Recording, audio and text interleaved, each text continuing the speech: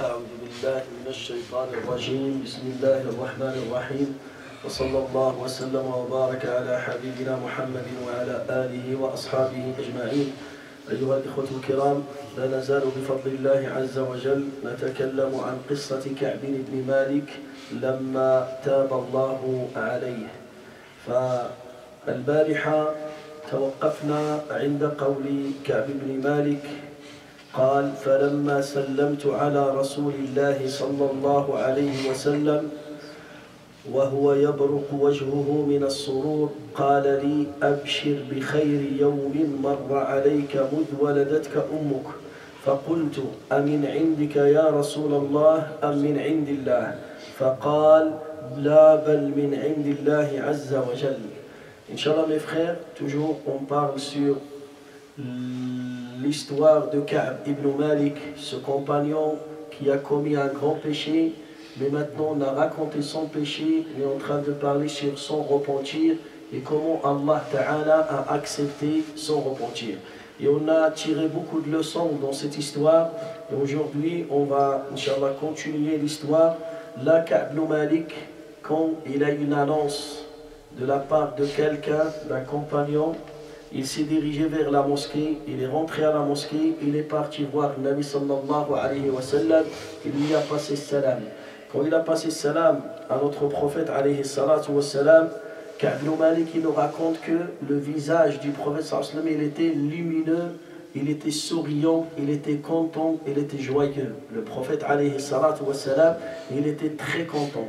Là, ça nous confirme que le prophète alayhi salatu wa salam, kama qala fihi Allah azza wa jal, bil mu'minina ra'ufun rahim. Le prophète alayhi salatu wa salam, Allah ta'ala, il l'a envoyé comme miséricorde à l'univers. Wa ma arsalnaka illa rahmatan lil alamin. On a vu, c'est lui, c'est le prophète sallallahu alayhi wa sallam qui a donné l'ordre à tous les compagnons de couper leurs relations avec Ka'b. Et aujourd'hui, qu'est-ce qu'il fait? Il va accueillir Ka'b ibn Malik avec une joie, avec un visage lumineux, avec un grand sourire. Regardez le changement. C'est lui qui dit aux compagnons: coupez votre relation avec lui. C'est lui qui a envoyé quelqu'un pour que Ka'b ibn Malik il se sépare de sa femme. Il va se séparer de sa femme. Il s'est séparé de sa femme pendant des jours. Pendant des jours. Et aujourd'hui, on voit le changement. Le prophète alayhi salatu wa salam, Ka'b ibn Malik, il dit: il m'a accueilli avec un grand sourire et son visage il était lumineux, il dégage une lumière. Pourquoi? Parce que le prophète sallallahu alayhi wa sallam, il était très content parce que le repentir de Ka'b a été accepté par Allah azza wa jal. Ça veut dire, et on a déjà parlé de ça, l'amour dans notre religion, l'amour c'est pour Allah et la haine c'est pour Allah. Al-hubbu lillah wa fillah wal-bughdu lillahi wa fillah. Tu n'as pas le droit de détester quelqu'un comme ça, parce qu'il est mieux que toi. Non, tu n'as pas le droit. C'est une haine qui va raser la foi dans ton cœur. Al-baghda'u hiya al-hariqa tahriqu ad-din. Mais tu as le droit de détester quelqu'un qui fait des grands péchés, qui fait l'injustice, qui fait des problèmes aux gens, et tu vois qu'il est injuste, et c'est quelqu'un, mais le jour où il fait un repentir, il arrête, c'est bon, tu n'as pas le droit de le détester. Tu n'as pas le droit de garder cette haine dans ton cœur. Normalement, il doit se transformer à une joie, et il doit se transformer à un amour. Le prophète, alayhi salatu wa salam, istanara wajhuhu hatta ka'anna wajhahu qit'ata qamar. Le prophète, alayhi salatu wa salam, quand il sent la joie, quand il est joyeux, ça se voyait dans son visage. Dans son visage, il devient comme la lune. Vraiment, il dégage une lumière, un sourire. وَهَذَا هُوَ وَجْهُ الْمُؤْمِنِ. Le visage du croyant, normalement, il doit être comme ça. Le Nabi sallallahu alayhi wa sallam يقول لنا في الحديث الصحيح وَابْتِسَامَتُكَ فِي وَجْهِ أَخِيكَ صَدَقَةٌ. Quand tu vas sourire devant le visage de ton frère, de ta femme, de tes parents, de tes voisins, ce sourire-là, c'est quand tu as donné une sadaqa fi sabilillah. فلذلك, il y a des gens مصابين بالعبوس, son visage il dégage la tristesse. son visage, il dégage la tristesse, la souffrance, la haine. Même s'il est en bonne santé, toujours il est énervé. Ça se voit dans son visage, il est énervé. Tu peux même pas, tu préfères de se rencontrer pas avec lui, de jamais se rencontrer avec lui. Pourquoi? Parce que dans son visage, ça te donne vraiment, ça te fait mal dans ton cœur. Mais j'ai rien contre lui, mais j'aime pas me rencontrer avec lui. Pourquoi? Il n'est pas souriant, il n'est pas quelqu'un qui te donne l'espoir. فلذلك النبي عليه الصلاة والسلام لما تكلم عن حسن الخلق من حسن الخلق الوجه البشوش والابتسامة وكذلك المعاملة الطيبة. Parmi les meilleurs comportements de quelqu'un, c'est le fait d'être souriant, même au moment d'épreuve, au moment de souffrance, au moment de maladie, au moment de difficulté. Le croyant toujours, il garde ce sourire. Et on a remarqué que le prophète, même quand il était énervé contre Ka'b, il a sourié. Mais il a fait un sourire de quelqu'un qui est en colère. Il était en colère, mais il n'a pas caché son sourire. وكان من خلق النبي صلى الله عليه وسلم أنه لا يكتم بشره ولا ابتسامته على أحد. النبي صلى الله عليه وسلم jamais il a caché son sourire sur quelqu'un. Toujours il était souriant. Même au moment d'épreuve, il était souriant. Il va se rencontrer avec des compagnons avec un visage lumineux qui dégage la joie et le bonheur. هنا كعب بن مالك يقول النبي صلى الله عليه وسلم il lui a annoncé la bonne nouvelle. Allah lui dit Abshir bi khayri yawmin mudh waladatka ummuk. Il lui dit aujourd'hui c'est le meilleur jour depuis ta naissance. Regardez Ka'b ibn Malik, il va poser une question. Qala ya Rasulallah aminka am min Allah. Là, cette annonce, cette bonne nouvelle, est-ce que ça vient de toi ou bien ça vient d'Allah? Regardez Sahaba, l'intelligence de Sahaba. Regarde, pourquoi il a posé cette question? Parce que si ça vient du prophète, Ka'b ibn Malik, il va découvrir que la punition c'était de la part du prophète sallallahu alayhi wa sallam. C'est lui qui lui a fait cette punition. Mais si ça vient d'Allah, alors il va savoir que l'ordre de couper la relation avec lui, c'était de la part d'Allah. Et maintenant, le repentir, ça vient de la part d'Allah Azza wa Jalla. فقال له النبي صلى الله عليه وسلم, il ne va pas cacher la vérité. قال له, قال له, non, ça vient d'Allah.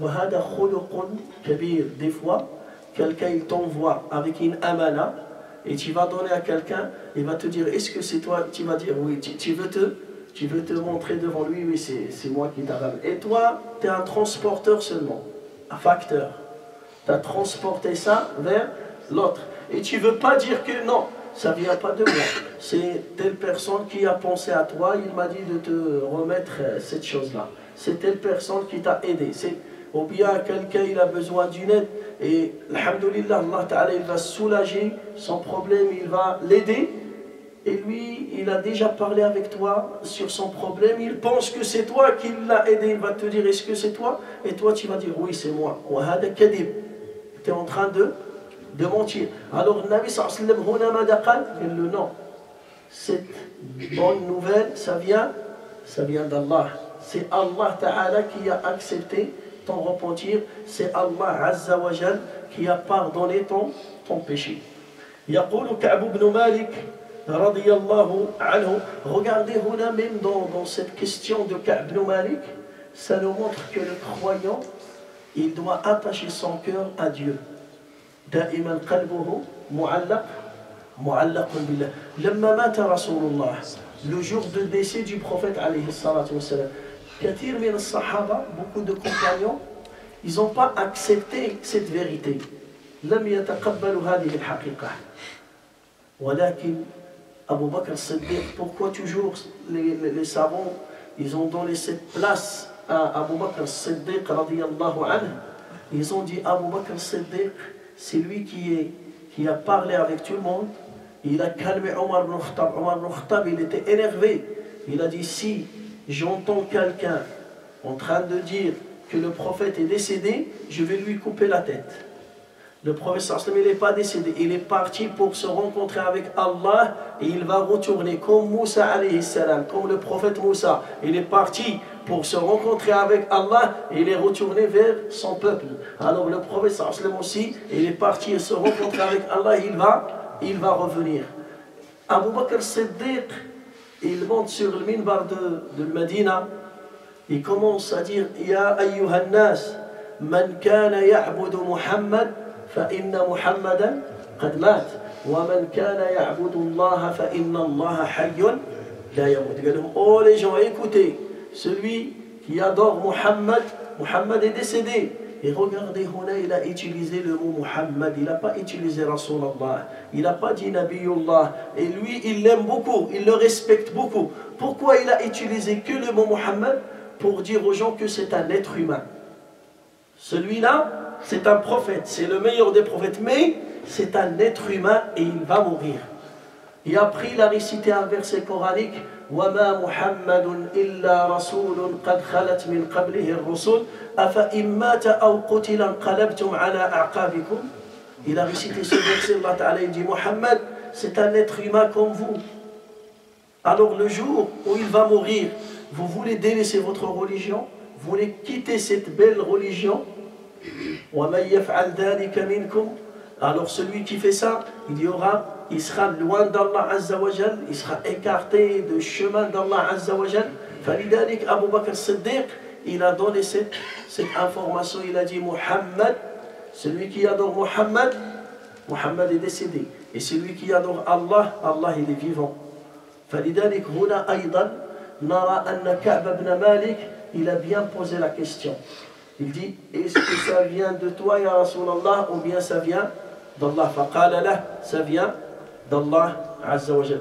Huna aydan, ya'lamu al-mu'min anna at-tawbata takunu min Allah. Aussi là, ça nous montre que le repentir, ça vient d'Allah Azza wa Jal. Il n'est pas dans les mains de telle personne, ni de telle, ni de telle.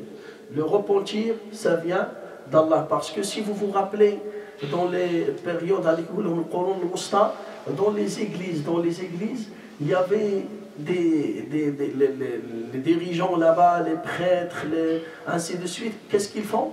Ils vont écrire des papiers, on s'appelle ça Sukuk al-Ghufran.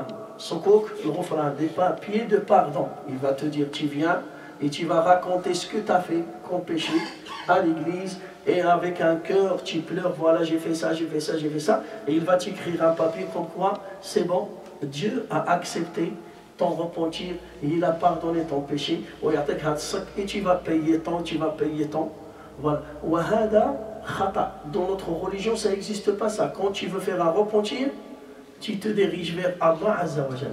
Tu demandes Dieu, il n'y a pas d'intermédiaire. Il n'y a pas d'intermédiaire entre toi et Allah. Il y a les savants, tu peux te consulter avec eux pour qu'ils vont t'expliquer les conditions de repentir. Ils vont t'expliquer est-ce que ce péché tu dois faire ça ou tu dois faire ça. Non, j'ai fait un problème avec tel, comment je fais pour lui rembourser, comment. Ils vont t'expliquer, ils vont t'orienter seulement. Sinon, il n'y a aucun intermédiaire entre toi et Allah Azza wa Jal. فلذلك التوبة لا يتوب عليك أحد إلا الله.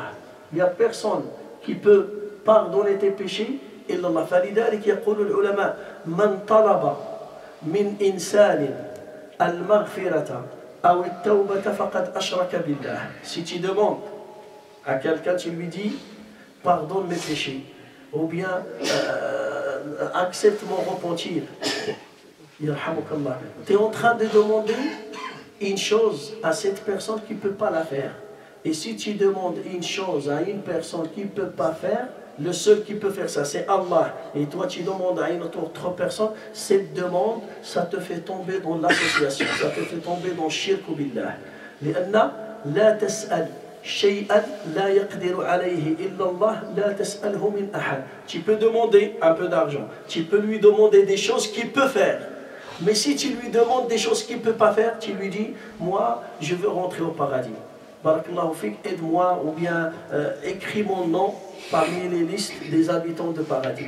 Huna, tu es en train de demander هذا شرك بالله. Ou bien, كثير من الناس يذهبون, ils vont partir voir des tombes, هذوك الأولياء وكذا, il demande des enfants. Qui donne des enfants? C'est Allah Azza wa Jal.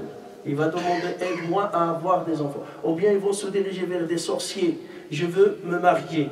Je veux me marier, aide-moi à trouver un mari. Ou bien aide-moi à trouver une femme. Je veux que mon commerce il soit bien. Voilà, je ne rentre pas, la recette il n'est pas bien. Le chiffre d'affaires, je ne fais pas un bon chiffre d'affaires. Je veux augmenter mon chiffre d'affaires. Il va se diriger vers un sorcier. Al-Razzaq Man yarzuq al-baraka, qui bénit ta subsistance, c'est Allah. Alors tu demandes à une personne une chose qu'il ne peut pas faire. فلذلك هذا اسمه شرك بالله. Tu es en train de commettre الشرك بالله. فلذلك لا تسأل شيئا لا يقدر عليه إلا الله لا تسأله من أحد. Tu n'as pas le droit de demander quelque chose à quelqu'un qui ne peut pas faire. Si cette chose, c'est la spécialité d'Allah, c'est Allah le seul qui peut faire ça, tu n'as pas le droit de demander à une autre personne. لا تسأل أحدا شيئا لا يقدر عليه إلا الله. فلذلك كعب بن مالك قال أمنك أم من الله؟ قال بل من الله لأن التوبة تكون من الله عز وجل. يقول كعب بن مالك يا رسول الله. Alors écoutez là la réaction de Ka'b. Maintenant Ka'b, il a eu l'information, cette belle nouvelle des compagnons, et maintenant il a écouté ça directement de la bouche du prophète sallallahu alayhi wa sallam. Alors maintenant la réaction de Ka'b, qu'est-ce qu'il va faire? Maintenant Allah Ta'ala a accepté son repentir. Regardez comment il va réagir, comment il va remercier Dieu. Maintenant il doit remercier Dieu. La Bouddha hadi ni'ma. Ni'ma kabira, ni'matu tawbah, c'est un grand bienfait de la part d'Allah. Wa ni'ma tahtaju ila shukr. Allah Ta'ala, quand il te donne un bienfait, si tu veux préserver ce bienfait et tu veux qu'Allah te rajoute plus et plus encore, tu dois être reconnaissant vers lui. Tu dois remercier Allah Azza wa Jalla. La budda an tashkur wa la in shakartum la azidannakum. Alors là, qu'est-ce qu'il va dire Ka'b ibn Malik? يقول كعب ibn Malik radiyallahu anhu. فقلت يا رسول الله إن من توبتي أن أنخلع من مالي صدقة إلى الله وإلى رسوله. قال له يا رسول الله, maintenant Allah il a accepté mon repentir. Alors moi, pour être reconnaissant envers Allah, je veux donner tout mon argent fi sabilillah. Tout ce qu'il a. أن أنخلع, ما معنى أنخلع؟ يعني je vais donner tous mes appartements, ma maison, mon terrain, mon argent, je donne tout. Pour qui? Fi sabilillah. Regardez la réaction de parce que pourquoi Ka'b ibn Malik il veut donner tout? Parce qu'il avait tout, et quand il était au moment de les 50 jours qui a passé, c'est comme il n'avait rien. Les 50 jours, il a passé une cinquantaine de jours, personne qui parle avec lui. Alors il s'est senti, même il avait son appartement, il avait son travail, il avait des terrains, une ferme, fi Khaybar, avec des palmiers de dattes, il avait de l'argent. Il s'est senti isolé, il est resté isolé, tout seul. Maintenant, le changement qui va se passer, c'est que tout le monde, ils l'ont accueilli. Chacun il lui passe les félicitations. Nabi sallallahu alayhi wa sallam, il est content de le recevoir. Nabi sallallahu alayhi wa sallam, il lui annonce cette bonne nouvelle. Alors tellement il a dit, Ya Rasulallah, je veux donner tout mon argent fi sabilillah. Est-ce que le prophète sallallahu alayhi wa sallam, il va accepter ça? Ou bien il va refuser? Ou bien qu'est-ce qu'il va maintenant? Ka'b ibn Malik, c'est lui qui propose. Ya Rasulallah, moi je donne tout mon argent. Le prophète sallallahu alayhi wa sallam, est-ce qu'il va accepter, il va refuser? C'est ça qu'on va voir demain, Inch'Allah. Inch'Allah. Allahumma alimna ma yanfa'una, wanfa'na bima 'allamtana, wa zidna ilman ya rabbal alamin, walhamdulillahi rabbil alamin.